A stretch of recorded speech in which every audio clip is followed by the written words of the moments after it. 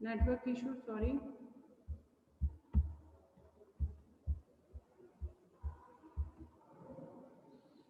तो अगर हम नॉलेज की बात करते हैं तो यहाँ पर लॉ क्या है, कहाँ से आया, कैसे आया, उसके पीछे तर्क क्या है, फैक्ट्स क्या है ना। और इसी के साथ एक होता है एनालिटिकल। देखिए यहाँ पर एक आप देखिए, jurisprudence can be divided into two categories which includes the analytical jurisprudence and normative jurisprudence. The analytical jurisprudence talks about the question as the what is law. तो पहले हम इसी पर बात करेंगे, what is the law, law क्या है, विधि क्या है, इसके बारे में हम बात करेंगे। और नॉर्मेटिव जो आपका jurisprudence है वो बात करता है what is the purpose of the law, means jurisprudence क्या है, इसका आंसर इन जो इस पैरा है इसी में आपको मिल जाता है। जैसे कि एक क्वेश्चन था ना कि भाई jurisprudence है क्या, हमें क्यों पढ़ना है, what is the law and what is the purpose of law. इन दो चीजों में ऑटोमेटिकली आपको jurisprudence का पूरा मीनिंग समझ में आ जाना चाहिए कि हम jurisprudence पढ़ ही क्यों रहे हैं, हमारे सिलेबस में है ही क्यों जरूरी है पढ़ना।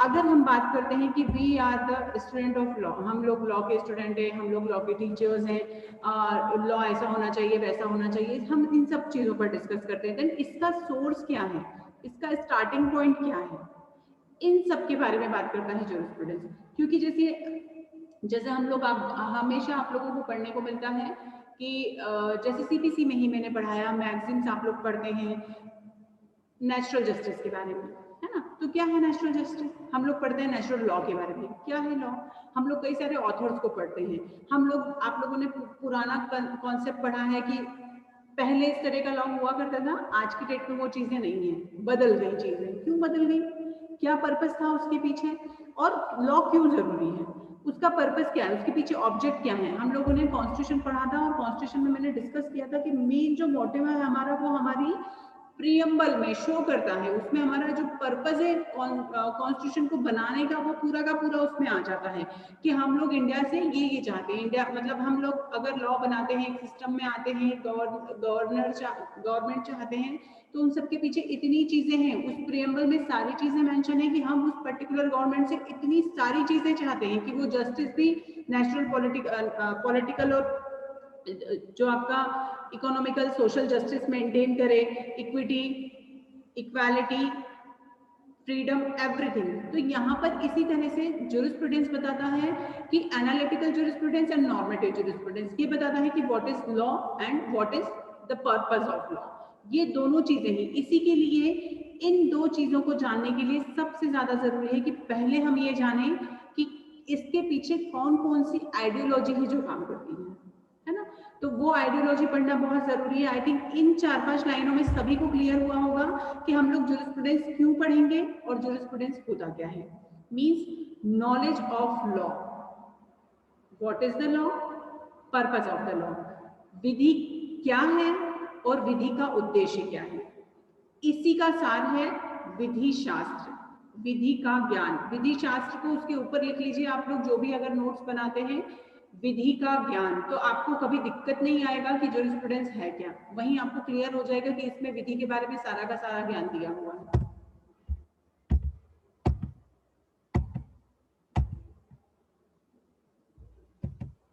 इसीलिए कुछ स्कूल्स हैं इसमें दिए गए हैं। स्कूल्स का मतलब होता है, यहाँ पर आपको कंफ्यूज नहीं होना है, स्कूल्स का मतलब है विचारधाराएं, है ना। जैसे कि कुछ ऐसी विचारधाराएं हैं जो पुराने से लेकर आज तक चली आ रही हैं। देखिए ब्रीफ अगर पहले हम लोग डिटेल में थोड़ा सा पढ़ेंगे, उसके पहले मैं आपको सिर्फ इसका कॉन्सेप्ट बता दूं ताकि आप लोगों को ये क्लियर हो जाए कि इसमें कुछ ऐसा नहीं है जो नया है। जैसे कि हिस्ट्री सभी लोगों ने अगर पढ़ा नहीं है तो हिस्ट्री के बारे में सुना तो होगा, ऐसा तो है नहीं कि आप लोगों ने सुना भी नहीं है। जैसे मान लीजिए एक छोटी सी चीज हम डिस्कस करें यहाँ पर नेचुरल लॉ से रिलेटेड। जैसे कि मैंने कहा कि नेचुरल लॉ के, जैसे अभी हम लोगों ने सीपीसी में उस दिन डिस्कस किया था कि सामने एक पक्ष को नहीं सुना जाना चाहिए, दोनों पक्षों को सुना जाने का अधिकार होना चाहिए। ये किसके फेवर में जाता है, नैसर्गिक न्याय के फेवर में जाता है, नेचुरल जस्टिस को फेवर करता है। ये जो मैंने अभी जो 2 सेंटेंस बोले ये है ना। अभी नेचुरल जस्टिस आया कहाँ से, हम आज उस चीज को रट चुके हैं कि नहीं, दोनों पक्षों को सुने जाने का अधिकार होना चाहिए क्योंकि ये नैसर्गिक न्याय पर आधारित है। अभी ये नैसर्गिक न्याय कहाँ से आया, तो कहाँ से आया? नेचुरल लॉ से आया। अभी तो फिर नेचुरल लॉ क्या है, तो फिर अब हम उसे डिस्कस करेंगे कि नेचुरल लॉ ये है। अभी नेचुरल लॉ कब से है, फिर एक और क्वेश्चन है मेरा, तो ये कब से होगा? जब से ये सृष्टि बनी है तब से होगा। नेचुरल लॉ अपने आप में, प्राकृतिक विधि की अगर हम बात करें तो हम लोग बात करते हैं ना कि भाई प्राकृतिक न्याय पर चीजें आधारित होनी चाहिए। आप लोगों ने कई सीआरपीसी, सीपीसी, अभी हम लोग प्रोसीजरल लॉ पढ़ ही रहे हैं, उसमें आप देखते हैं हर जगह दिया है। प्रूवी काउंसिल ने भी इस तरह का डिसीजन दिया कि नहीं, नेचुरल लॉ के अगेंस्ट नहीं होना चाहिए, नैसर्गिक न्याय के अगेंस्ट नहीं होना चाहिए। तो ये नैसर्गिक न्याय है क्या, प्राकृतिक न्याय है क्या, कहाँ से आया? प्राकृतिक विधि से आया। अभी प्राकृतिक विधि क्या, तो अब प्राकृतिक विधि कहीं लिखी तो नहीं है कि भाई ये प्राकृतिक विधि है ना। इसके लिए क्या किया, कई सारे ऐसे पॉलिटिकल थिंकर्स, ज्यूरिस्प्रूडेंस से रिलेटेड इस तरह के विधि वेत्ता जिन्हें बोला जाता है, जिन्होंने अपना ओपिनियन दिया। आज हम ये माने, एक सामान्य सी चीज है कि क्या सभी मनुष्य समान हैं? सिंपल सा मेरा एक क्वेश्चन है, तो क्या आंसर आएगा आप सभी लोगों का? अभी यहाँ मैं कोई आर्टिकल 14 की बात नहीं कर रही हूँ, मैंने एक सिंपल सा क्वेश्चन अराइज किया है कि क्या हम सभी समान हैं? Anyone can answer me. बहुत लॉजिक है इन चीजों में और आप लोगों को थोड़ा सा इंटरेस्ट लेकर समझना पड़ेगा। क्या हम सभी लोग समान हैं प्रवीण? किस बेसिस पे मैम? क्या किस बेसिस पे मैम? नेचुरली, नेचुरल बेसिस पे, being human we are equal. अलग अलग कैरेक्टर्स है, अलग अलग कैरेक्टर की बात नहीं कर रही हूँ मैं, सिर्फ मनुष्य होने की बात कर रही हूँ। तो मनुष्य होने के तर्क पे क्या हम लोग समान हैं? वो तो सेम ही है ना। वहां पर हमने क्या बोला तुमने नॉर्मली कि हाँ वी ऑल आर इक्वल, चाहे किसी कलर का हो, चाहे किसी, इवन अगर कोई अनसाउंड माइंड है, कोई हैंडीकैप्ड है, किसी को कोई प्रॉब्लम है, स्टिल हम उसको किस कैटेगरी में रखेंगे? We all are human being, है ना। सिंपली हम उसी में रखेंगे, कलर, कास्ट, किसी भी चीज पर। नेचुरली अगर हम डिस्कस करने जाते हैं तो सबसे पहले हम किस चीज को डिस्कस करते हैं कि वी ऑल आर इक्वल। अभी यहाँ पर डिस्क्रिमिनेशन कब होने स्टार्ट होगा? जब हम प्रॉपर सोसाइटी और रंग, जाति, लिंग भेद पर आ जाएंगे, दैट उसके बाद हम लोग करेंगे, otherwise we all are human. तो यहाँ पर अगर हम लोग सिंपली ये देखें कि हम सभी मनुष्य हैं, तो सभी मनुष्य हैं, तो उसी की तरह ये थॉट कहाँ से आता है? नेचुरली आया। कैसे आया? एकदम नेचुरल सा थॉट है कि हाँ हम सभी लोग इक्वल हैं, सभी को समान, सभी को सारी चीजें इक्वली मिलनी चाहिए, जैसे कि प्रकृति ने जिस तरह से हमें बनाया है। तो ये किससे रिलेटेड हो गया ये नियम? प्रकृति से रिलेटेड हो गया कि वी ऑल आर इक्वल। हुआ सिंपल, वेरी सिंपल। अभी आपको यहाँ पर कोई विधि, सोसाइटी, लिंग, जाति भेद कुछ नहीं लेकर आना है, सिंपल वे में जाना है कि हाँ वी ऑल आर इक्वल। ठीक, अब अगर हम सब इक्वल हैं तो फिर सबसे पहली चीज कि अगर इक्वल है तो डिस्क्रिमिनेशन नहीं होना चाहिए किसी तरह का, है ना। उसके बाद अगर हम ये मानते हैं कि नेचुरल लॉ से रिलेटेड ये थॉट है, तो ये थॉट कैसा हो गया? यूनिवर्सल, मतलब सभी के लिए इक्वल, है ना। तो ये एक सिंपल सा वे है समझने का कि अगर जैसे आज मेरा एक थॉट था, क्योंकि वो थॉट बहुत कॉमन था, नेचुरल सा था, तो अर्शिया ने उस चीज को फेवर किया कि हाँ we all are equal. Simply अगर सिंपल फर्स्ट वे देखते हैं, अगर हम फर्स्ट उस पर जाकर देखते हैं, तो हम सभी समान हैं। उसके बाद चीजें अलग अलग डिफ्रेंशिएट की जा सकती हैं, कब? जब चीजें अलग अलग मैनर में उन्हें जांचा जाए, परखा जाए, जजमेंटल हुआ जाए, दैट टाइम। अदरवाइज तो सिंपल है। तो इसी तरह नेचुरल लॉ जो है, सबसे पहले अगर हम बात करें तो ये माना जाता है कि नेचुरल लॉ किस चीज को फेवर करता है? प्रकृति को, प्राकृतिक न्याय। सिंपली हम देखते हैं कि हम सभी इक्वल हैं। अब अगर हम सब लोग इक्वल हैं तो फिर सिस्टम कैसा होना चाहिए, विधि कैसी होनी चाहिए? हम सभी के लिए समान होनी चाहिए, सिंपल। सेकंड थिंग ऑल्सो, क्योंकि क्या हुआ है, अगर सभी सिंपल से हैं, समान है, तो हम सभी के लिए विधि भी समान हो। मीन्स यहाँ पर नेचुरल लॉ वाला जो कॉन्सेप्ट है ये बहुत ही साधारण है, साधारण, बेसिक है। बेसिक किस चीज का? लॉ का। सबसे पहला जो थॉट आता है वो आता है कि कई ऐसी विधियां हैं, कई ऐसे नियम हैं, कई ऐसी चीजें हैं जो प्रकृति से जुड़ी हैं, जिसे हम प्रकृति से अलग नहीं कर सकते। क्यों हम फंडामेंटल राइट्स की बात करते हैं? अगर बेसिकली देखा जाए तो क्योंकि वो नेचुरल लॉ से रिलेट करता है, इसलिए हम फंडामेंटल राइट्स की बात करते हैं। क्यों? क्योंकि हम समानता की बात करते हैं, हम स्वतंत्रता की बात करते हैं। तो क्या हम ये सिर्फ कुछ लोगों के लिए करते हैं क्या? नहीं, मतलब फर्स्ट थॉट हमारा जो अभी मैंने बोला कि हम सभी समान हैं, तो वो थॉट सभी के अंदर है, इसीलिए हमको सभी के लिए समानता चाहिए, इसीलिए हमको सभी के लिए स्वतंत्रता चाहिए। मतलब कि जूरिस्प्रूडेंस को अभी फिर वहीं आ जाइए कि व्हाट इज द लॉ। तो लॉ क्या है? सभी के लिए समान है। हुआ कोरिलेट आपको, जैसे कि हम लोग रूल ऑफ लॉ की बात करते हैं, तो रूल ऑफ लॉ भी क्या होता है? वो भी नेचुरल लॉ से रिलेटेड है। मीन्स लॉ सभी के लिए इक्वल होना चाहिए, विधि सबके लिए समान है, किसी के लिए अलग नहीं है। तो यहाँ पर एक फिलोसॉफी है ये कि विधि, अगर हम नेचुरल लॉ की बात करते हैं या प्राकृतिक न्याय की बात करते हैं, तो प्राकृतिक न्याय किससे संबंधित है? प्राकृतिक न्याय प्रकृति से संबंधित है, जहां पर कि हर एक चीज को इक्वल माना जाता है, यूनिवर्स माना जाता है। लॉ ऑफ मैनकाइंड, मानवता की विधि, जिसमें किसी तरह का भेदभाव नहीं है, जिसमें किसी व्यक्ति को डिस्क्रिमिनेट नहीं किया जाएगा, है ना। लॉ ऑफ गॉड, इसको 2-3 चीजें लिख लीजिए, इसमें ईश्वरीय विधि भी कहा जाता है, लॉ ऑफ गॉड भी कहा जाता है, लॉ ऑफ मैनकाइंड भी कहा जाता है, और लॉ ऑफ रीजन भी कहा जाता है। लॉ ऑफ रीजन मतलब विवेक की विधि। अब विवेक सभी को पता है, विवेक क्या होता है? विवेक होता है सही और गलत के बीच का अंतर। आई विल रिपीट, विवेक होता है सही और बीच का फर्क। अगर हम गलत को सपोर्ट करते हैं, मतलब हम उस व्यक्ति को क्या हम विवेक बोल सकते हैं कि हाँ इसकी बुद्धि या इसका रीजन या इसमें he was a reasonable person, युक्ति युक्त उसने डिसीजन लिया? नहीं, हम वहां पर क्या मानेंगे कि नहीं, उस व्यक्ति को समझता ही नहीं, उसने तो गलत डिसीजन ले लिया। मीन्स यहाँ पर जहां पर नेचुरली हम चीजों को सही मान सके, सही किस आधार पे? प्रकृति के आधार पे। देखिए एक सिंपल सी चीज मैं आपको इससे कोरिलेट करूं, शिकार करना क्या सही है? किया जाता है, एक अलग बात है। मैं एनिमल्स के रिगार्डिंग बात कर रही हूँ यहाँ पर। मैम सही नहीं है। वेरी गुड, सही नहीं है, सिंपली हम यही मानते हैं। जबकि क्या नहीं Yes, किया जाता? क्या लोग नॉनवेज नहीं खाते हैं? क्या शिकार नहीं किया जाता है? सब कुछ है। उसी के साथ एक चीज है पेटा। पेटा के बारे में सभी ने सुना होगा, इंटरनेशनल लेवल का एक बहुत बड़ा ऑर्गेनाइजेशन बना हुआ है जो एनिमल्स को प्रोटेक्ट करता है ना। तो यहाँ पर नेचुरली क्या थॉट है कि एनिमल्स को भी सेफ रखना है, उन्हें प्रोटेक्ट करना है। मीन्स यहाँ पर चाहे वो ह्यूमन बींग्स हो, चाहे वो एनिमल्स हो, सभी के लिए हमारा फर्स्ट थॉट क्या होता है कि हर किसी को जीने का अधिकार है, किसी के राइट्स का वायलेशन नहीं होना चाहिए। तो यहाँ पर जब भी आप लोग कंफ्यूज होते हैं नेचुरल लॉ के बारे में आप सोचेंगे, तो आप उससे सीधे से कोरिलेट कर पाएंगे कि अरे यहाँ पर नेचुरल लॉ मतलब कुछ अलग नहीं है। क्या है? लॉ ऑफ मैनकाइंड, मानवता की विधि। मानवता क्या होती है? सभी को सहेज कर रखें, सभी को संभाल कर रखें, सभी को आगे बढ़ने का मौका दें, ये सारी चीजें। तो यहाँ पर ये जो कॉन्सेप्ट है लॉ को लेकर, ये कॉन्सेप्ट बहुत सिंपल सा है कि जहाँ हम हार्मनी, जहाँ हम मैनकाइंड, जहाँ पर हम युक्ति युक्त विवेक और बुद्धि की बात करते हैं, वो सारी विधि या सारी की सारी फिलोसफी कहाँ से आई है? नेचुरल लॉ से आई है। आपको इससे ज्यादा कुछ दिमाग नहीं लगाना है, आपको बहुत बड़े बड़े शब्दों में नहीं जाना है, आपको सिर्फ ये देखना है।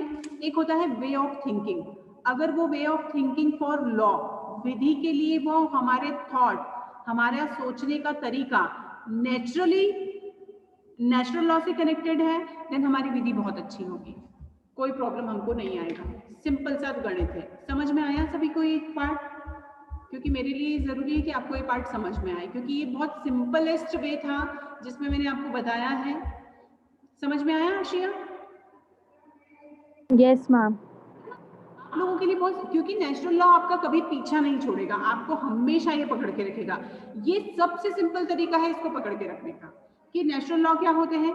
एक सीधे वे में सरल चीजें, एकदम सरल, सहज, मानवीयता के साथ, मोरल एथिक्स के साथ जो फर्स्ट थॉट हमारे अंदर आते हैं, वो सारे के सारे एक गुड ह्यूमन बीइंग, एक गुड एथिक्स के साथ पहले थॉट्स जो आते हैं। जैसे मैंने कहा सभी को जीने का अधिकार है, चाहे वो एनिमल्स हो चाहे हम लोग हों, है ना सभी को। बाकी वो सारी चीजें बाद में समाज में क्या होता है, रूल्स क्या बोलते हैं, पनिशमेंट क्या होता है, कैपिटल पनिशमेंट आर देयर, सब कुछ है। स्टिल हमारा जो नेचुरल लॉ है वो हमें किस चीज के लिए बोलता है? हार्मनी, ह्यूमैनिटी, मॉरलिटी और एक गुड कंडक्ट। गुड कंडक्ट के साथ सबसे मेन चीज आपका बिहेवियर। बिहेवियर कैसा? पॉजिटिव। मीन्स ये सारी चीजें जितनी भी मैंने कही है, प्राकृतिक विधि ये कहती है कि इन सभी में ये सारी चीजें होनी चाहिए। मीन्स विधि जब बनाई जाए तो इन सारी चीजों को शामिल किया जाए। तो ये सबसे ज्यादा मोस्ट इंपॉर्टेंट पार्ट है। क्लियर? Yes ma'am. देखिए अब यहाँ पर कुछ ऐसी चीजें हैं, हम बैटरी इसका डाउन हुआ है, चार्जिंग का पॉइंट देख लो पहले कहीं, 1-2 मिनट हम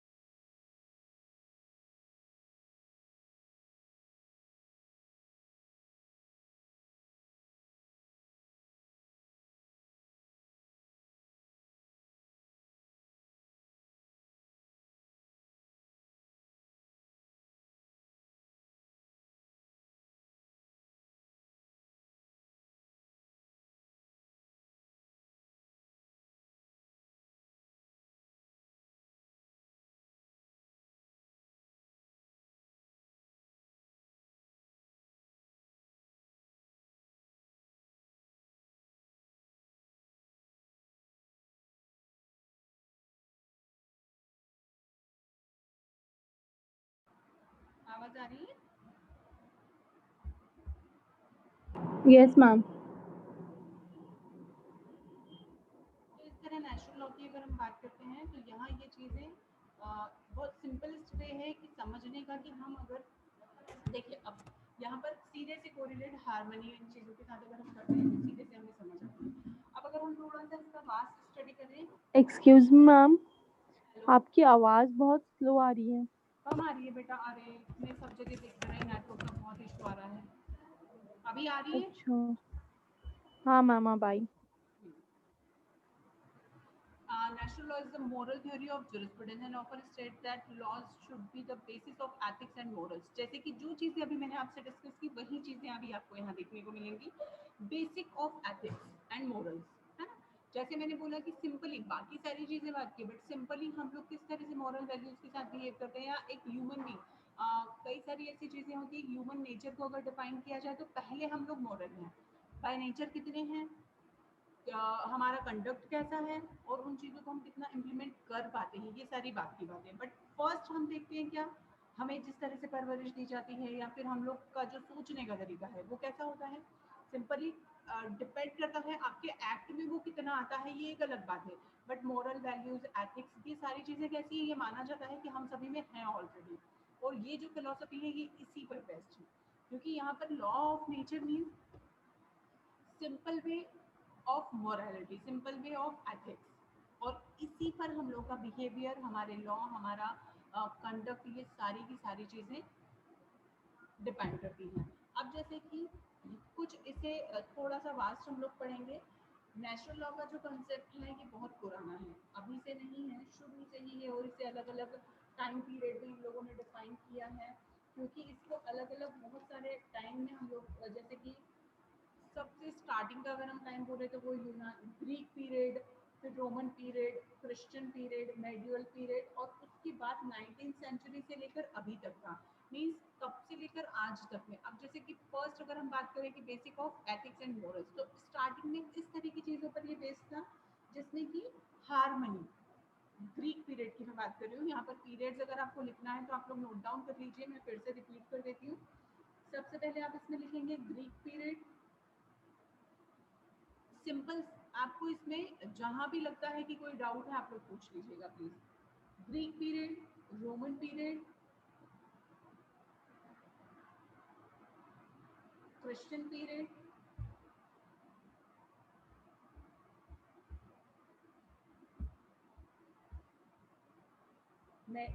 medial period and Roman period and modern period.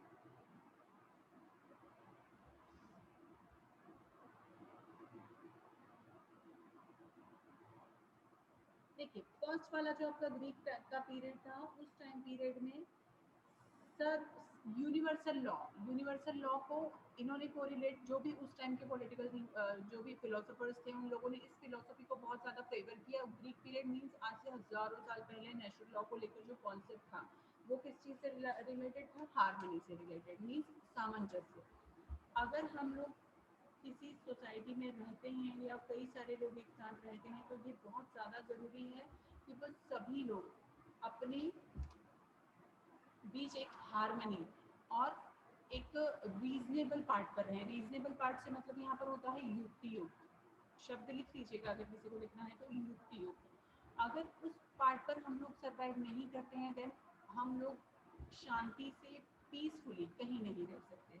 और ग्रीक पीरियड मीन्स आज से ये मानकर चलिए कि ये टाइम पीरियड था 30 BC 320 BC के टाइम का ये टाइम पीरियड है, जिस टाइम पर इस तरह के कॉन्सेप्ट को बहुत ज़्यादा फेवर किया गया और ये कहा गया कि जो नेचुरल लॉ है वो नेचुरल लॉ किस पर बेस्ड है, हार्मनी पर, है ना। उसके बाद फिर आपका जो सेकंड पार्ट है रोमन पीरियड वाला जो टाइम पीरियड है वो है पॉजिटिव लॉ में। ये जो कॉन्सेप्ट था ये पॉजिटिव लॉ में कन्वर्ट हुआ और पॉजिटिव लॉ से रिलेट करके इसे इस तरह से हम बोल सकते हैं कि किसी चीज के बीच का डिफरेंस वैलिडिटी एंड राइटनेस। कोई चीज सही है और वैध है, ये दो चीजें अलग होती हैं। किसी चीज का वैध होना और सही होना, है ना, वैलिडिटी एंड राइटनेस। समझ में आ रहा है? एक होता है ना जैसे कि कोई चीज कहाँ से स्टार्ट हुई है फिर वहां से वो थोड़ा आगे बढ़ी। सिंपली इस तरह से समझिए इस चीज को कि कोई चीज कहाँ से शुरू हुई, मतलब नेचुरल लॉ को समझना लोगों ने शुरू किया, उस टाइम के पॉलिटिकल थिंकर ने उसे समझना शुरू किया, देन उस चीज को अगर हम आगे बढ़ाते हैं तो वो कहाँ गया, वहां से आगे जाकर वो कहाँ गया कि हाँ सही है, हार्मनी, सारी चीजें हमने ली। बट उसके बाद नेक्स्ट क्या, तो उसके बाद किसी भी चीज का या लॉ की ही अगर हम बात करें या लोगों की बिहेवियर की बात करें तो हर एक चीज में पहली चीज है उसकी वैलिडिटी, सेकंड राइटनेस। उन चीजों का अगर कॉम्बिनेशन है तो ये माना जाएगा कि हाँ वो नेचुरल लॉ से रिलेट करता है, अदरवाइज नहीं। इसी तरह नेक्स्ट हमने जो लिया वो है आपका क्रिश्चियन पीरियड। क्रिश्चियन पीरियड तक आते आते चीजें प्राकृतिक न्याय जो ये प्राकृतिक विधि जो है इसका थोड़ा सा जो रोल है वो चेंज हुआ था। स्टार्टिंग से हम लोग जैसे देखते आए हैं कि हम लोग बात कर रहे हैं हार्मनी की, हम लोग बात कर रहे हैं मोरल और एथिक्स की। इस टाइम तक लोगों ने इसे समझने में एक अलग तरह का एक नया फ्लेवर इसमें आया, वो था divine law. Divine law means इस चीज में जैसे धर्म, रिलीजन और ईश्वर को यहाँ इन्वॉल्व किया गया कि ईश्वर ने अगर किसी चीज के लिए कुछ रूल्स बनाए हैं तो यहाँ पर एक डिवाइन कॉन्सेप्ट को उन्होंने इसमें ऐड किया कि अगर हम ये माने कि कोई चीज नेचुरली है तो नेचुरली कैसे है, कोई सोर्स है उसके पीछे, कोई शक्ति है उसके पीछे, कोई पावर है, वो पावर क्या है, भगवान का, है ना। तो यहाँ पर उन्होंने उस चीज को धर्म से रिलेट किया और धीरे धीरे आकर आज तक हमारे, अगर मैं बात करूँ कि आज की डेट तक, तो जैसे कि उससे आगे अगर हम बढ़ते हैं तो ये जो नेचुरल लॉ वाला कॉन्सेप्ट है ये कहाँ तक आ गया कि सही और गलत के बीच का फर्क। आज की डेट तक वो चीज़ें स्टेब्लिश हैं, मेंटेन है कि अगर कोई चीज़ गलत है, सही है और क्या वो एप्लीकेबल की जा सकती है। तो यहाँ पर ऐसे धीरे धीरे जो ग्रोथ हुआ है कि स्टार्टिंग से लेकर आज तक नेचुरल लॉ में चेंजेस हम नहीं बोल सकते कि चेंजेस में, उसको समझने का, उसके लिए तर्क, उसके लिए आइडियोलॉजी, उसके लिए जो विचार है, उसका जो इंटरप्रिटेशन है वो टाइम टू टाइम अलग अलग लोगों ने अपने अपने हिसाब से किया है। और इसीलिए कई सारे हैं जैसे कि द नेचुरल लॉ को अलग अलग हाइपोथेसिस, क्योंकि यहाँ पर ये जो वर्ड है हाइपोथेसिस ये इसलिए दिया गया है कि एग्जैक्ट हमारे पास इसका कोई वो नहीं है कि हम यहाँ बोल दें कि एग्जैक्टली सेम हुआ है या एग्जैक्टली यही होता आया है या एग्जैक्टली हमारे पास कोई बुक है जिसमें से हम पढ़कर बोल दें कि हाँ ये नेचुरल लॉ है या किसी ने लिखा हुआ है या किसी ने मेंशन कर दिया है कहीं पर, नहीं। इसीलिए टाइम टू टाइम अलग अलग जो फिलोसोफर्स हैं जैसे ग्रोशियस, लॉक, रूसो, इन लोगों ने अपना एक कॉन्सेप्ट दिया। जैसे सोशल कॉन्ट्रैक्ट के बारे में कल भी मैंने आप लोगों से डिस्कस किया था, तो यहाँ पर नेचुरल लॉ किस चीज को रिलेट करता है? सही और गलत, moral, ethics, values, harmony, equality, इन सब चीजों से रिलेट करता है। और उसके लिए अलग अलग आइडियोलॉजी अलग अलग टाइम पर अलग अलग लोगों ने अपने व्यूज रखे हैं। यहाँ पर ये नहीं मानेंगे, जैसे मैंने बोला कि जो अभी क्रिश्चियन पीरियड था, आपको क्रिश्चियन पीरियड में लोगों ने उसे धर्म से जोड़ लिया, लोगों ने उसे ईश्वर से जोड़ दिया, तो क्या ये सही है? आज की डेट में हम उस चीज को एज इट इज एप्लीकेबल नहीं कर सकते। आज के समय में उसका इंटरप्रिटेशन अलग तरीके से किया जा रहा है। आज की डेट में उसके लिए जो नेचुरल जस्टिस के रिगार्डिंग में जो लॉ बनाए जा रहे हैं वो अलग तरीके से बनाए जा रहे हैं। तो यहाँ पर नेचुरल लॉ एक कॉन्सेप्ट है, उस कॉन्सेप्ट को अलग अलग टाइम पीरियड में लोगों ने अलग अलग तरीके से इंटरप्रिटेशन उसका किया है, उसके लिए हाइपोथेसिस दिया है। और उसी से रिलेटेड हम जब लॉ बनाते हैं, हमारे जो नेचुरल जो लॉ बनाए जाते हैं उसमें सबसे ज्यादा किस चीज को इन्वॉल्व किया जाता है? इसी चीजों को, कि यहाँ पर नेचुरल लॉ वाला पार्ट क्या फुलफिल होता है? क्या हम नेचुरल लॉ को अवॉइड करके, नेग्लेक्ट करके कोई रूल बना सकते हैं? नहीं। क्यों? क्योंकि हम मोरल। तो यहाँ पर अब आपको ये चीज नहीं छोड़नी है कि हम लोग डिस्कस क्या कर रहे थे। तो डिस्कस हम लोग कर रहे थे नेचुरल लॉ के बारे में। क्यों? क्योंकि अगर हम जूरिस्प्रूडेंस पढ़ते हैं, मतलब नॉलेज ऑफ लॉ, विधि के बारे में हम पढ़ते हैं, तो अगर विधि को डिस्कस किया जाएगा तो विधि का स्टार्टिंग पॉइंट है ये नेचुरल लॉ, तो इसको डिस्कस करना जरूरी है। तो यहाँ कुछ भी ऐसा नहीं कि भाई हम लोग नेचुरल लॉ के बारे में क्या और क्यों डिस्कस किया गया, इसलिए किया गया कि अगर हमें विधि के बारे में कुछ भी जानना है तो हमें स्टार्टिंग पॉइंट हमारा क्या होगा? नेचुरल लॉ होगा। वहां से जब हम स्टार्ट करते हैं तो धीरे धीरे आगे बढ़ेंगे तो कई सारे अलग अलग कॉन्सेप्ट हमें पढ़ने को मिलेंगे, जिसमें कि हम उन सारी चीजों को समझ पाएंगे कि नेचुरल लॉ के बाद सेकंड स्टेज क्या था, देन उसके बाद क्या हुआ, देन उसके बाद। तो ऐसे कई सारे जो स्कूल्स हैं ये हमें बताते हैं कि अलग अलग टाइम पीरियड में जो अलग अलग कॉन्सेप्ट है, अलग अलग जो फिलोसफी है, अलग अलग जो हाइपोथेसिस है फिलोसफर्स का, वो लॉ के रिगार्डिंग क्या है, क्या लॉ क्या है, कैसा होना चाहिए, उसका पर्पस क्या है। इन दो तीन चीजों को आप लोग अगर दिमाग में बैठा कर रखेंगे तो आपको जितने भी स्कूल्स हैं वो ऑटोमेटिकली समझ में आएंगे। जैसे कि एक छोटी सी चीज है कि विधि क्या है, और मैंने बोला विधि कैसी होनी चाहिए, तो अभी कैसी होनी चाहिए अपने आप में एक बहुत बड़ा क्वेश्चन हो गया है। इस पर डिस्कस किया जा सकता है, कई बहुत वास्ट लेवल पर डिस्कस किया जा सकता है कि विधि होनी कैसी चाहिए। आज की डेट में कितने सारे हमारे पास लॉ हैं, आईपीसी, सीआरपीसी, मेनी एक्ट्स आ रहे हैं, बट स्टिल हमारे यहाँ क्राइम है, तो फिर मतलब ये इनफ नहीं है, कहीं ना कहीं कमी है। अभी उस कमी को कैसे दूर करें? तो जितने भी स्कूल्स हैं जब हम इन्हें पढ़ते हैं तो हमारे पास कई सारा एक बहुत सारा मटेरियल हो जाता है कि हाँ इतनी चीजें हैं डिस्कस करने को, इसमें से हम कौन सी चीजों को ले सकते हैं। तो टाइम टू टाइम अलग अलग टाइम पीरियड में लोगों ने अलग अलग चीजों को ऑप्ट किया, उस हिसाब से कुछ रेगुलेशन बनाए गए। और आज भी अगर हम देखें तो हम जब लॉ बनाते हैं तो हम क्या देखते हैं कि हम लोग इक्विटी मीन्स साम्य और नेचुरल लॉ, नेचुरल जस्टिस के अगेंस्ट जाकर रूल्स नहीं बनाएंगे। क्यों? क्योंकि वो किन चीजों पर बेस्ड है, जैसे अभी हमने डिस्कस किया, मॉरलिटी, एथिक्स, वैल्यूज, इन सभी पर बेस्ड है ना? समझ में आया सभी को?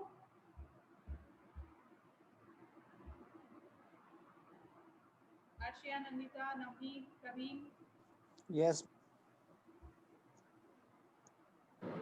यस मैम, थोड़ा बहुत समझ में आया है, जल्दी तो बाद आ जल्दी जाएगा क्योंकि आपकी आवाज़ बीच बीच में कट रही हाँ, थी। आवाज का थोड़ा सा इशू आया है। देन ठीक है, जो चीज